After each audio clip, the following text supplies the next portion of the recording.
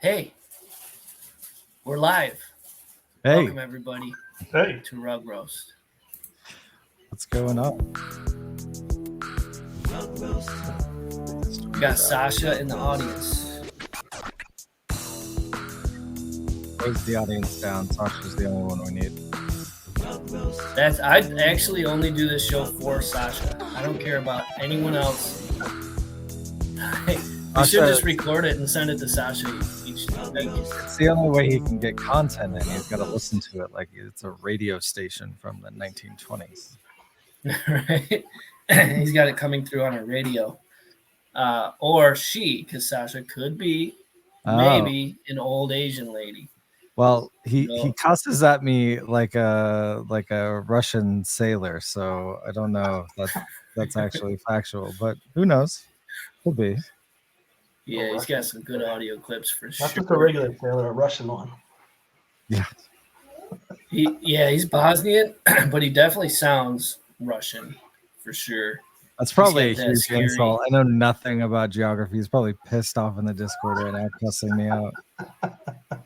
Yeah, I don't know, like who's at war with who, or like what's good or bad in that part of the world. But hey, it is what it is. Welcome, Ed. Thank you. He said fake news. 21. What's up, man? Nothing much, man. Today has been hectic as hell, but I'm glad to be here, as always. Nice. Hey, you like my new my new print behind me? I mean, it's an upgrade for sure. I don't know. I know the wife likes it, which the wife cannot like that poor excuse for a rec guy that you have next to it. So maybe just take that down and just leave, the rug up. It's very nice. I can see why you'd want me to do that, as you feel threatened by the power of victory. Hence the continuous fudding of it, which is fine. I mean, it's okay to fud something if you're scared of it.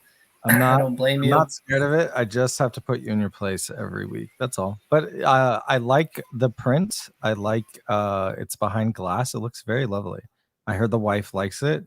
A bunch of people have been getting it done, and hanging them on the walls. I've been looking at it. I don't own any, but congratulations. It looks beautiful. And I'm frozen. Or is that I think that's just Burns frozen?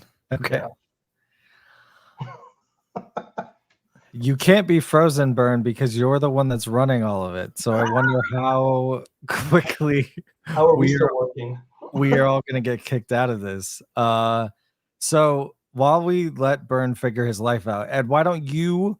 We usually start off with asking our guests to give a little personal rundown of how they got into Web3 and crypto, and then do a rundown of your project. Okay. So it's kind of a little lengthy, but because kind of a lot of things I've done over my life have brought me to where I am with this. Okay. Well, I'm basically I was born in the 70s. I'm a child of the 80s, high school in the 90s. So I spent a lot of time in arcades growing up, birthday parties, pizza parlors, wherever. And also, I played baseball my entire life, so I wasn't really into collecting baseball cards. Hey, he's back. I'm back. I have good internet, dude, but I pay a lot for it anyway. Yeah, it's like 500 megs. I mean, that's not bad. It should work fine, but we rugged out. We're back though. Well, Ed was just introducing himself, so shut up. Yeah. Okay, Ed, can you start over? Just because everyone on Twitter didn't hear you. Sure. Sure. So I'm basically a child of the 80s. I grew up in arcades. I grew up collecting baseball cards. I grew up playing baseball. And those two things will kind of interconnect here in a minute. Went to college to play baseball. Got into IT. Kind of have been in IT for 25 plus years. About I want to say maybe 1999, 2000, I came up with this idea. MAME, the multiple arcade machine emulator, got big. You could play all these old games at home. So I came up with this idea called the arcade in a box, which was basically a huge control panel that had, 2-player controllers, computer, everything built into this box that you would just plug into your TV and you could play all these games. Of course, now you can find these on Amazon for like $300 that do the same thing. But mine were big and large, and they were like in Sky Mall magazine, and they were expensive. And I kind of moved from that to making custom arcade sticks for like professional Street Fighter players. So we did that for several years. I had a custom shop, and about 2 years we were making, I don't know, 30 to 40 custom sticks a week, sending out. This was kind of when Street Fighter 4 just came out, so 08, 09. And then the other big companies like Mad Catz and whatnot started getting into that market and kind of pushed us out. So I built an actual arcade where we would run Street Fighter tournaments. We would run some other stuff. And at that same time, I started collecting arcade cabinets and restoring them. Had them all set up at the arcade for people to play. But mostly I would restore them and sell them and buy new ones and restore those. And then got back into baseball cards probably maybe a year or two before COVID, when they started getting sort of big again. I mean, at COVID is when they kind of launched. I started doing breaks. For those of you who don't know what card breaks are, basically you buy a bunch of cards and people buy in to the break, and everyone gets a team or whatever, and you break the card. So I did that for about a year on YouTube, and then prices got crazy with COVID. And then that kind of leads into NFTs. I heard about NBA Top Shot. Kind of, there was that connection between, sports card collecting and NFTs. So got into Top Shots kind of at its heyday. Made a little bit of money buying and selling those during that time. And then I got on. A buddy and I really got into like Wax.io, where they had like the Street Fighter card launches, and I think the first NFTs I bought that weren't Top Shot were the Atari 2600 cartridge NFTs. I don't know if you guys remember those on Wax. They were early on, but they were basically replicas of the Atari 2600 game boxes, is what they were. And I just remember at that time. Sounds kind of cool. Yeah, I mean, it was a while. This was like early on, right? But I remember at the time going, why, like, I just bought this, Pac-Man 2600. Like, why can't I play it? Like, it's just a box that spins around. Like, why wouldn't you just give me the game to play to where I could digitally own it on the blockchain and then have access to it whenever I wanted to play it? Because, there's that whole thing with emulation and ROMs, and unless you own the actual cartridge, you don't own legal right to have the ROM. So this would kind of solve that issue, right? So I came up with the idea of initially making playable NFTs. And that kind of turned into what Arcaded.io is now. It's been about 2.5 years we've been working on it. We've been building a framework for the website from scratch this time. I'll be completely honest and blunt with you guys. I hired a software engineer that took care of all the Web3 stuff. I'm not a Web3 developer. It was too much pressure for me to try to learn how to make smart contracts. And, that's just, that scared me. So I hired a really good dude that has been working on it from the beginning. And I just handled the game development. So what we did is made, at launch, the first game's going to launch in October. The games there's going to be 5 games coming out. They're all uniquely or developed specifically for Arcaded.io. I did all the development on these first 5. And the way it works is you buy the game in a crate, and then there's 8 rarities of that game. You open the crate, you figure out what rarity you got, and then you can play the game. The catch is it's sort of like owning an old arcade cabinet, where if you don't own the cabinet, you can't play the game, right? Because then they're not connected to the network or anything. So with the NFT, you can go to the website, click play, and then you can play that particular NFT that will hold the top 10 high score.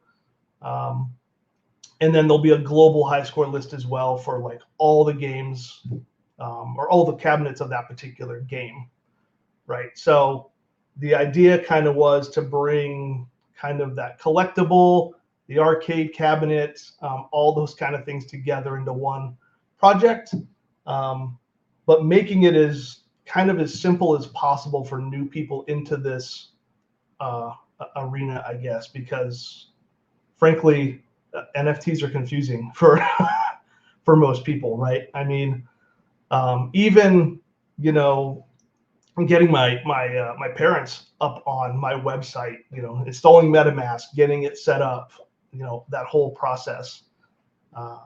So yeah, sorry, I kind of rambled there for a bit, but 21, you are on mute, so you're just like talking and there's no noise coming out.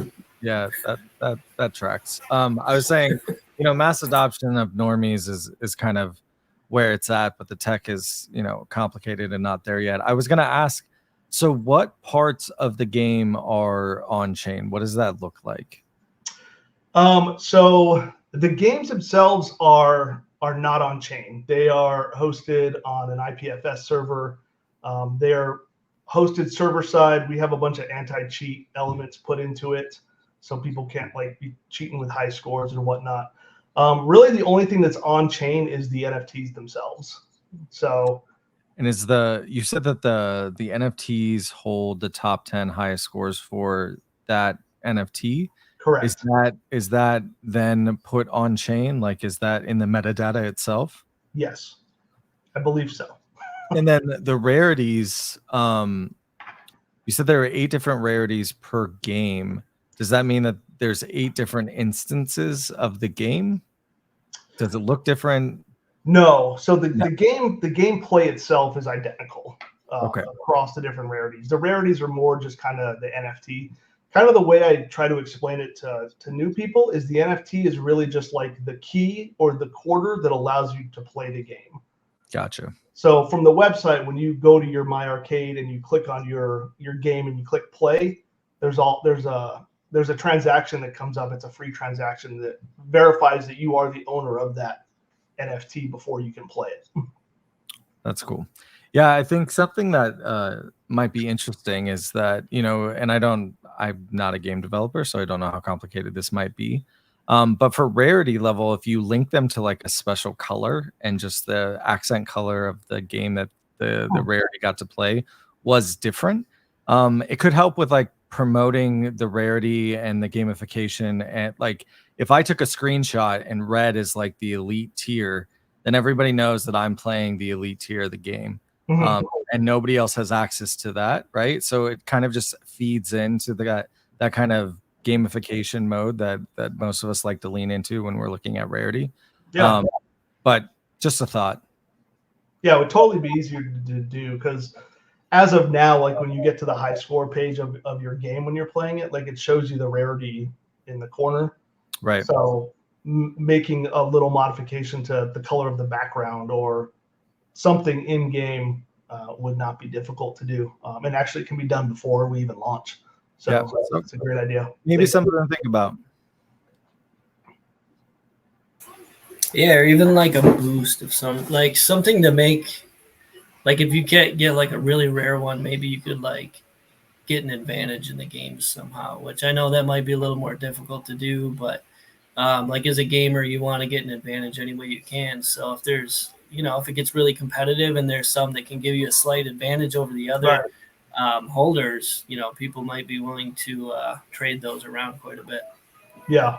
Do you guys think that will affect the kind of since there's an overall score leaderboard for each game, do you think that will affect the?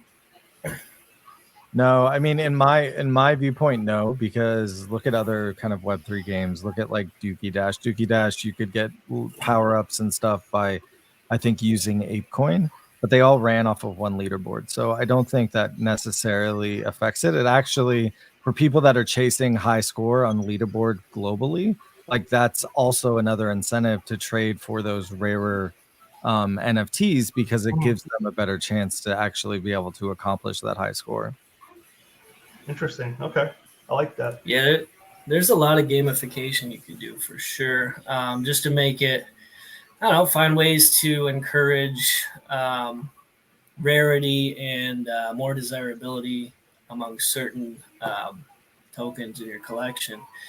Um, cool. Okay, so you mint, right? So you're gonna do a mint, and then Yeah. is it So like a continually open mint, or like what does that look like? So I pre-mint, since everything's sold in crates. Basically, we mint the crates. The goal is to have, the way the rarities broke out is there's basically 1,441 of each game, which makes it kind of interesting. Is most game developers want as many people to play their games as possible, whereas me, I'm like, you have to be one of these 1,400 people to be able to play the game at any given time. You have to own it to play it. So, and then when through our website, when you open the crate, that's when the mint happens to the actual game NFT. Nice. So are you okay? So I know you're well versed and well networked in the arcade community, I would imagine, just based on your experience. So are you planning to market this to some of those normies, we call them? Yes. It hasn't been easy. Retro gamers in general tend to hate NFTs. So that's kind of been one struggle, from the beginning. Is just, I mean, some of the hateful replies I get just to be like, hey, I'd love to do an AMA and just let people blast me with questions. Like, I don't care. Like, bring it on. I'll answer truthfully and honestly, like, why I'm doing it, why it's on the blockchain. I mean, really the only reason it's on the blockchain is for the integrity of the high scores, right? That's really the only thing that we're using the blockchain for, is to know that those high scores can never change, and that NFT will be locked down with those scores forever. So yeah, Vern, I need like an 21's on mute analogy. again. I need to find somewhere in history where like the very technology that was created to benefit somebody was just trashed relentlessly by that group of people, because the use case for blockchain technology and gaming is just hands down ridiculous, right. but every gamer hates it. And you were talking about this yesterday, Burn, like, is it because gamers like missed it and they didn't make any money like the first time around? Or like, I just don't know why they vehemently hate it so much, when like, why would you spend all kinds of money or all kinds of time to earn certain things that like you can't profit off of? If I have one of one gun in a certain game and it's worth something, like if it's on a blockchain, I can easily sell that thing, and it could go with me eventually to other games that embrace blockchain technology. Like, it's Right. just, it's so crazy to me that there's that much hate in the gaming industry for NFTs, when in like 10 years every game is going to be built on blockchain, whether people know it or not. Like, it's Right. just, it's insane. I mean, you look at I don't play a lot of modern games, but one game I do play is MLB The Show, and just the amount of money you spend in cards and building up cards and buying packs in that game, and it's just all fake money. It's like, Yeah, there's that's no record of you really holding it. Vern, you were like, Yeah. people that spent like 100K to like max out like everything on a game, and it's like that money means nothing unless you can sell your account, and there's no like secure way to actually sell your account, so you can get scammed. Like, you're just flipping your password to some rando and like right. wherever. Like, hey, I hope they send me the money. Yeah, like, it's insane. Anyway, and they're like, I hate NFTs. Yeah, all of that to say, fuck the haters at this point, because they don't know that this technology is like going to be the backbone of their industry in the future. Yeah. Yeah, it's like in Footloose, like in the town, like they're not allowed to dance, and all Kevin Bacon wants to do is just dance. That's all he wants, and he's not allowed to. All we want to do is play games on blockchain, but we're not allowed to. Yeah. That reference made zero sense at all. Absolutely none whatsoever. I'm glad you got that. But you threw in Kevin Bacon, so. I just wanted to squeeze him in. I mean, we did Dirty Dancing for our intro on Twitter. Sprinkling some Footloose, some 80s Yes. references. Burns reliving It's his good to childhood. do. Yeah. We're talking about arcade games. So, you know, the 5 different games, can you kind of give us an example or kind of an idea of what they look like or the Yeah. themes? Actually, if you want to, can I share my screen? I hope it yeah, works for you. I think you can. Is it the present Do button? you have like a present? Yeah, does Yeah. it say present at the bottom? Yep. All right. Yeah, I tried to, but then my internet wanted to explode, so I backed out of that. There we go. Look at that. So let's see. I think I have some. Yeah. So the first game that's coming. So this is called. Can you see that? I know the GIF is kind of small. It's gonna get a little blurry. Can you guys see that? No, it doesn't show. Does the present not share the whole screen? It might just be presenting like one tab. Is there an option to just share your entire screen? Oh, there we go. Yeah, you can choose what shows, and then if you like open another screen, you can like up at the top, you can say share this screen instead. Okay. Do you guys see that now? Let me. There we go. Okay. There we go. So this is the first game. This was one that's coming in October. So this is called Barrage. So a lot of the games this first round are kind of just quick to play, high score getting games. And in order to make the scores not like everything is worth 100 points, right? Everyone's going to get the same score by the end. So there's little tricks in each game that generates a higher score. I'm not going to spoil it, but so you can see that the score is like up to, I think, 10 decimal places. So hopefully the scores will be quite a bit unique on each cabinet. You won't have a bunch of the same score over and over again. But initially, this game gets progressively harder and faster. You have, your arrow keys and your WAS keys. You shoot the different color enemies as they're flying in to the main base there. I don't know exactly sure which one's coming second, but this is just kind of Mario Kart was big for me growing up. The time trials is trying to like get the best time on the track every time. So this is kind of an overhead racer. There's an arcade game called Super Sprint, Super Off Road, that type of stuff. This is a single track, 3 laps, best time. Again, there's some ways to kind of enhance your score by not crashing into walls and doing some other things. This game, you'll probably see just new tracks coming out as different series of the games launch in the future. And then we've got this is, so I actually posted this on Twitter the other day. So Frenzy, Berserk are a couple of games that some of my favorite arcade games that this game is basically modeled after, but put in a kind of a pixel cowboy setting. His name is Gunnar West, and he's trying to save his horse, basically, is what's going on here. Game number 3 is, and I think I closed the window.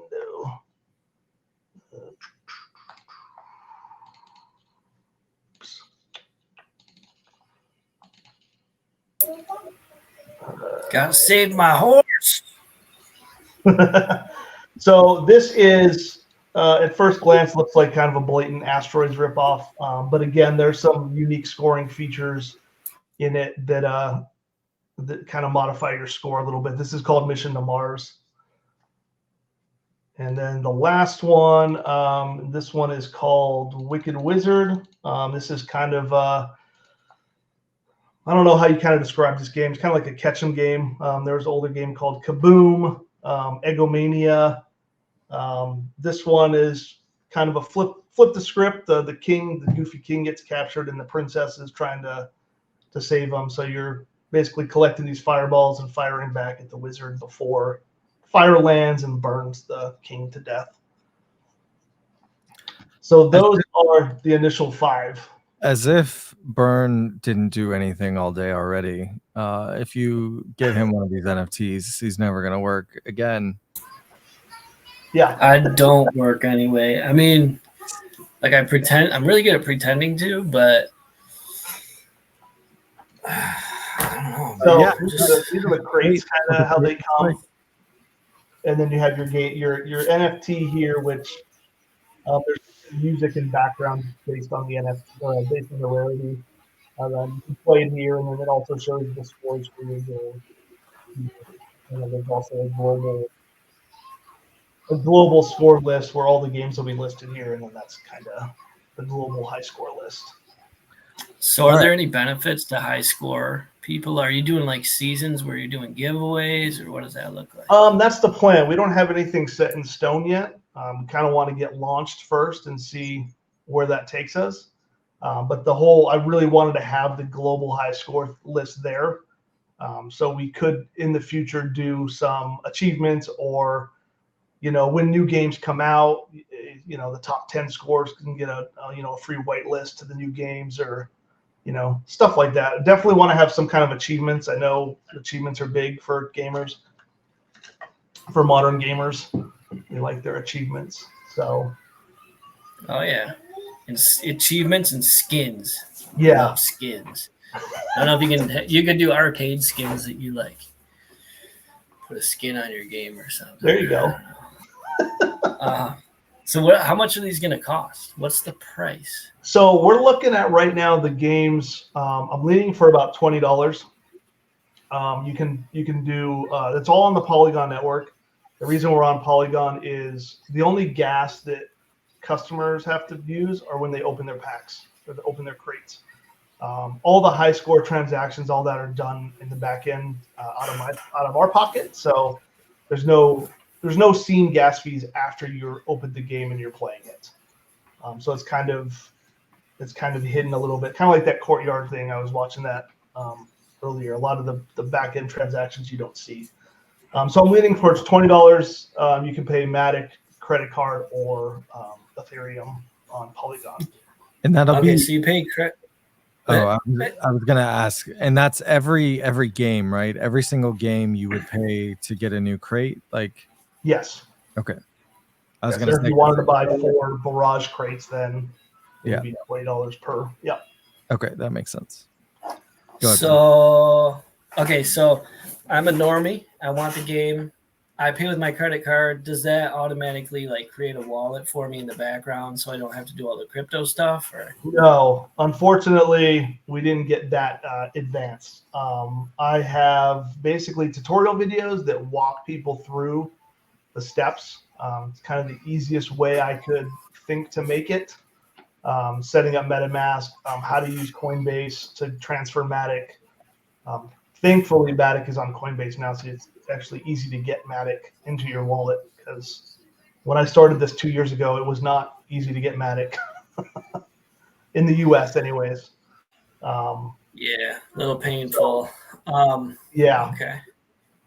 So that's a lot of work. That's going to make it probably impossible to onboard. Well, I won't say impossible, very difficult to onboard people. But last week on the show, we had Courtyard, and they mentioned a company that does that onboarding. So they use their credit card and it builds it all in the back. Privy.io. Yep, I watched that, and I actually just pulled it up before we got on. So I'm definitely going to look into that. I don't know if we'll have the time to implement it for this first round.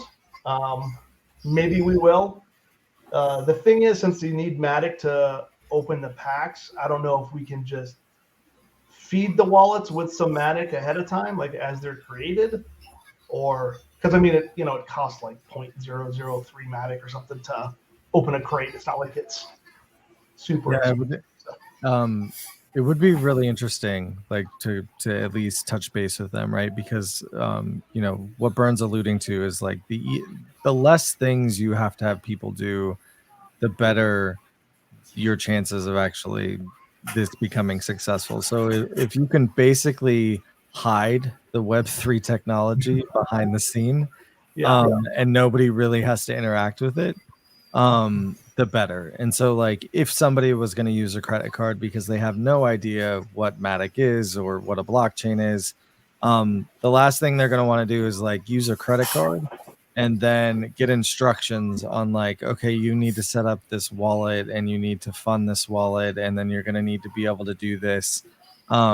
It's very complicated, right? And so you've seen other people have success with it too. Top Shot, I think, automatically created you a wallet after sign up and stuff like that. So you know, if it's not doable by launch, I definitely think it would behoove you to kind of look into technology like that for the future.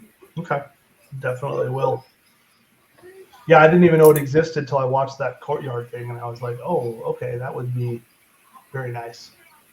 Yeah, and to that note, I mean, looking at your target audience, it's such a niche group, right? I think you really got to target the people who like the old school arcades. Mhm. You know, you might be able to pick some up outside of that, but I think it's a real niche target market. And in order to onboard them, it's not an NFT project.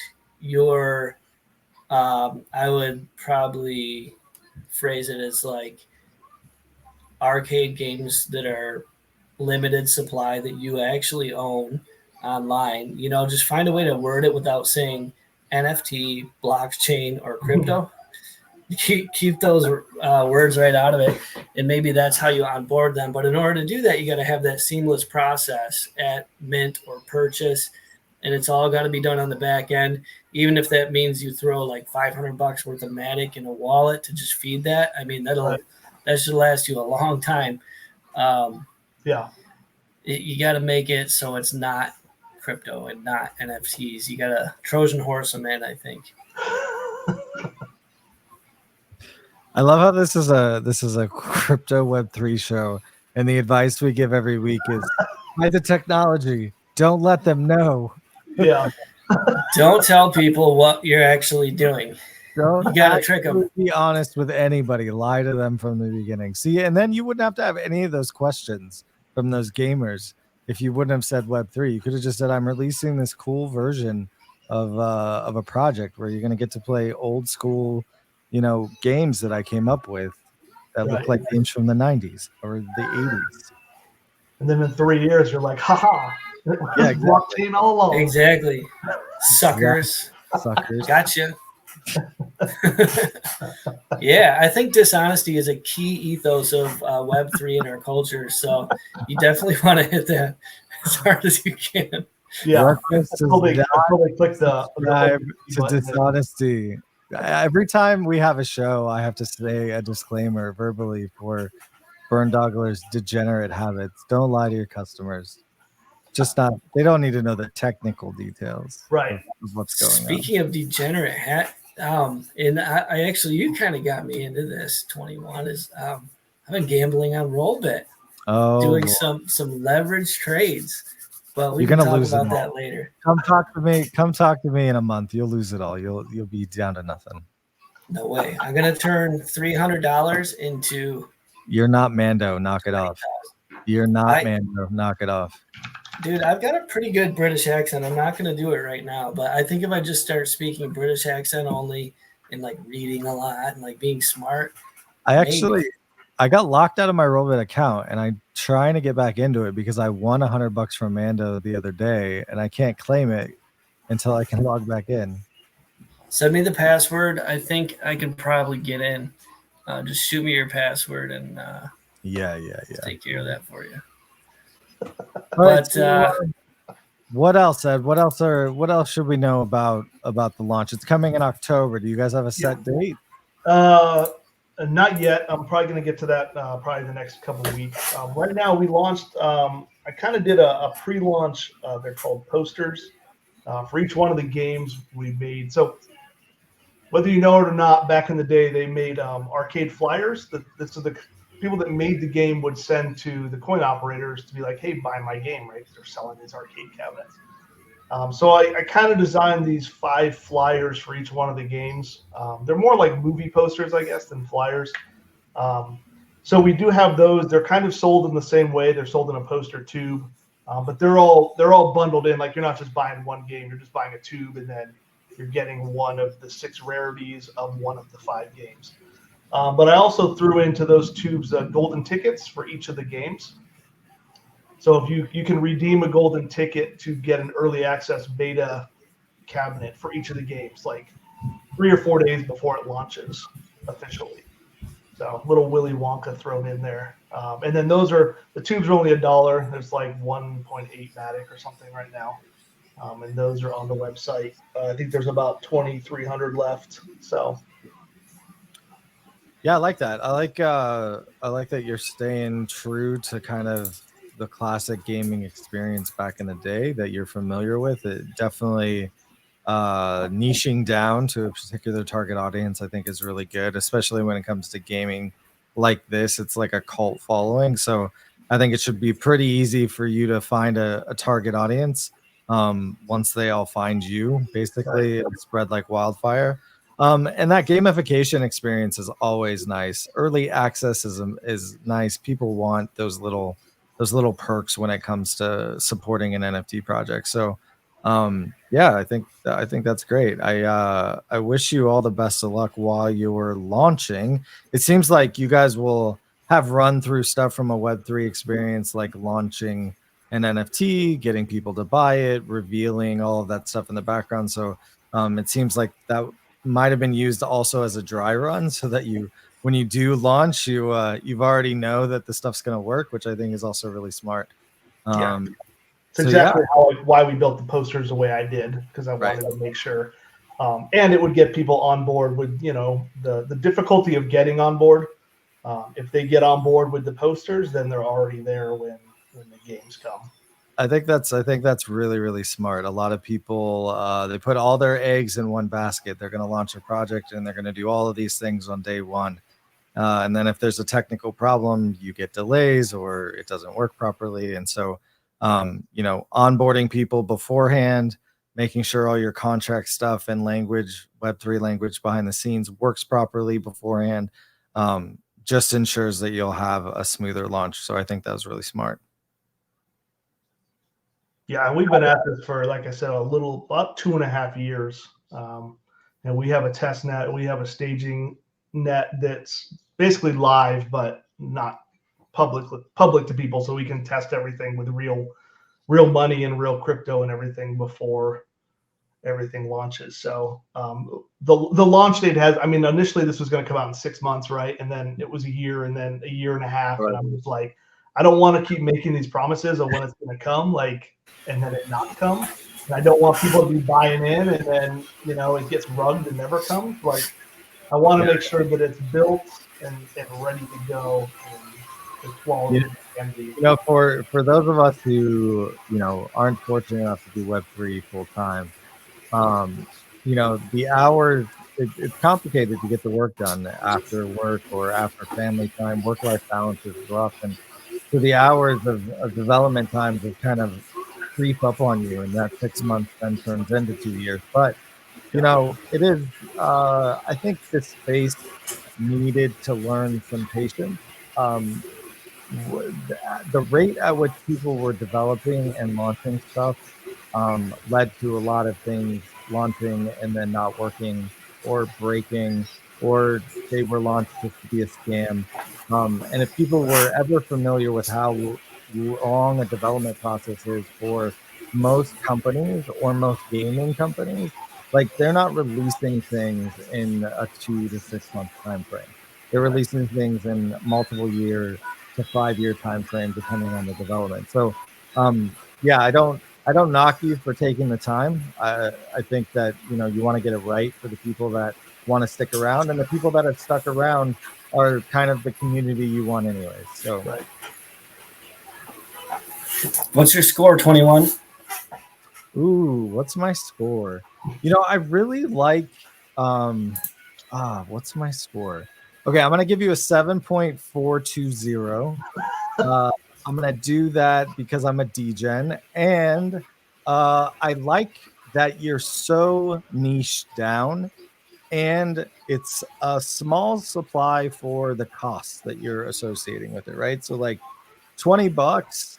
I know you said there's going to be like 1,400 instances of each game, but like $20 to play an online game, like, I could see that being wildly popular, especially with a crowd, an older crowd. And I think smartly, you kind of targeted an older crowd. I know it comes from your background, but the biggest kept secret in Web3 is we're all like 37-year-old males, and so it's a great target audience that you're gonna be uh, available to be customers of yours. So I think that's really, really smart. I think you didn't overcomplicate it by trying to put every single aspect of the game on chain, which could have been very technically heavy. Just putting the NFT on chain, hopefully, I'm hoping, and you'll have to check with your Web3 guy, that the high score is actually changed in a metadata perspective for the NFT. But keeping the scores on chain, I think that's really smart as well. And it already seems like you're very, very far down the development cycle. You've already tested a few things on your community. You're worried about adoption, so you'll make the necessary changes to do that over time. And then being on Matic and paying for most of the things behind the scenes, and not asking the people that you onboard to do it, I think is a great lesson that we learned from last week. So yeah, man, I think it's solid. I think that I don't have the time to play. I wish I did. But I do really like the concept for sure. Thank you. Yeah, I'm gonna give it a 6.942069420. So yeah, it's cool, man. I mean, you got a niche market, like 21 said. I think it's really important that you find a way to hide the fact that it's Web3. Just disguise what we really are if you want to really hit your target market, because as soon as they hear NFT or crypto, they're going to think you're trying to scam them and like break into their house and kill their dog. I would like... I think that's okay. I'm gonna let you finish. Actually, I think he froze, which is perfect time for you to jump in here. You don't need to hide it, right? It's like saying, for the people that created the internet, hide the fact that you were coding in HTML. Like nobody actually cares that it's HTML.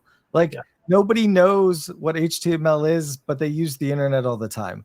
No, you don't have to hide that it's on blockchain, right? Because most people who have no interest in blockchain will just kind of, their eyes will glaze over and they won't even hear you anyways. But the people who are interested, those are the ones that you'll get the techie geeky questions from. And I think there's something to doing what you can to bring those people over that are skeptical of it, right? If you can kind of prove that, hey, this is going to be around for a while, I'm not going anywhere. Yeah. I think that's very much, that is what's going to be behind the scenes. It's going to be the developers of games. He's back. And the gaming companies that are having these conversations about blockchain. And most of it won't look like people think. People think when they think of blockchain, they think that let's use Ethereum, let's use Polygon, let's use stuff like that. I think in the future, you're actually going to see a lot of closed loop blockchain technology being used by these gaming companies. They're going to develop and release their own blockchain.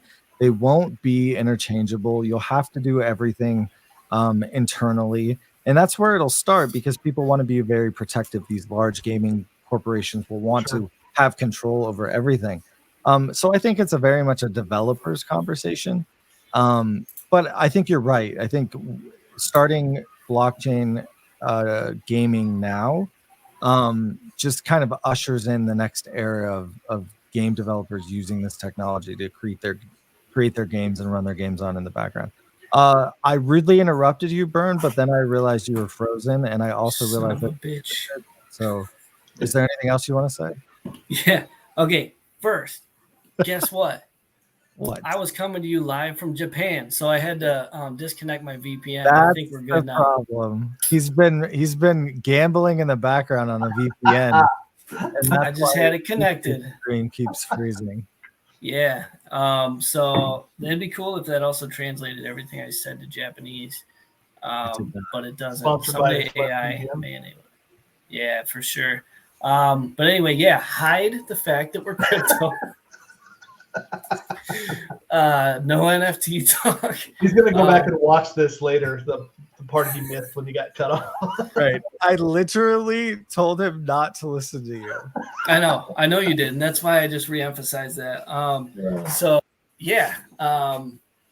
Let's see what else. There's a lot you could do to gamify it. I think that like if there's like specific prizes of true monetary value that you could tie into high scores to drive people, like something like good prizes, they're going to be very more likely to want to participate. Maybe pay out first top 10 or something with something. I don't know what that would be, but some sort of prize. And obviously you'd want to talk to legal on that as well regarding, doing giveaways and prizes and things like that. But I think that could add some value. Yeah, man. I mean, it's a cool project. It's cool games. I'm like 21. I don't have a ton of time to play it, but if I did, I would. Also, and all the games will be mobile friendly too. I don't know if I said that. That was my next point. I was gonna say, if it could be mobile and like people could be, participating through their phone without having to sign into a wallet. You just sign in with your user ID or whatever. Make it a clean, easy sign-in process. So I don't have MetaMask open on my phone and I'm like trying to connect. I don't even have MetaMask on my phone anymore because it's just a security risk. But I think it's cool, man. I like it. I'll give you a 6.94206942069. I'm not sure if that's what he said before, but I'll take it. I was going in here saying if I get 5s, I'm good. Yeah, I think there is something really big about the suggestion that Burn is offering up around prizes, right? I mean, you've been around gaming, and back then, I guess it was the high score and getting your name on the machine that was like the thing. Right. But in this age that we live in, like people are just motivated by prizes. So I'm not telling you to go buy a Tesla and give that away, but I am saying that something of tangible value that could get people excited is just another avenue that you have to create hype and FOMO and to get people involved. Cool. Definitely. We have one question with me or something. Who's watching? Who's watching Bluey? That would be me. I was watching it earlier and I just forgot to turn it off. So do you have a dog? my kids. Do you have a dog? Yeah, Bluey. Yeah, Bluey's a dog. No, do you have a dog? Do I have a dog? A real dog? Yeah. Does he watch Bluey? I've heard that the colors in Bluey are made so dogs can actually see it. I'm gonna try it later. Okay. That's interesting. Obviously, Bluey is an adult cartoon. I don't even know why we show it to our children. It's something for us to watch while our children are in the room. But I heard Bluey in the background as well. All right, I gotta go pick up my kid. Let's play us out. All right. Thank you very much. Appreciate it. Good luck on your launch, and let us know how it goes. I will. Thank you. All right. Thanks, man. This is where we just kind of sit here and stare at each other. Awkwardly stare at Burn. Red face. Did you get sunburned, man? Were you working? I don't think so. No, I don't go outside. So you're just stealing some of OG Cialis pills, and that's why you're super red. That could be it. Actually, I'm feeling it right now. So it's that Cialis feel and the screen. All right. Take it easy, guys.